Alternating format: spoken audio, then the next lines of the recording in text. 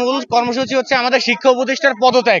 কতগুলা ছোট ছোট বাচ্চা শিশুগুলা নিহত হয়েছে, আহত হয়েছে, তারা সারা বাংলাদেশে আপনার রাষ্ট্রীয় শোক দিবস দিছে, সেখানে আমরা কি ভাই এদেশের জনগণ না? আমরা কি এদেশের ছাত্র না? আমাদেরও তো রাষ্ট্রীয় শোক পালন করতে হবে, তাই না? তাইলে তারা কেন শিক্ষা উপদেষ্টা রাত 4টার সময় আমাদের কেন আজকের পরীক্ষার স্থগিত করে? কিসের জন্য সে আগে করে নাই? কিসের জন্য একটা লাশের সঠিক সংখ্যাটা পর্যন্ত আমাদের জানতে দেওয়া হচ্ছে না। যখন মাইলস্টোনের টিচাররা আমাদের মিডিয়াকে সঠিক সংখ্যাটা বলতে যাচ্ছিল, তখন আর্মি তাদের উপরে হামলা করে। আমাদের যে পরীক্ষাটা, আমাদের পরীক্ষা সম্পর্কে কোনো স্থগিত ঘোষণা দেন নেই।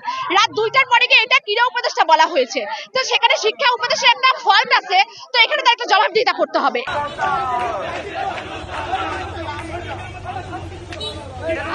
আগামী বছর এই মুহূর্তে আমরা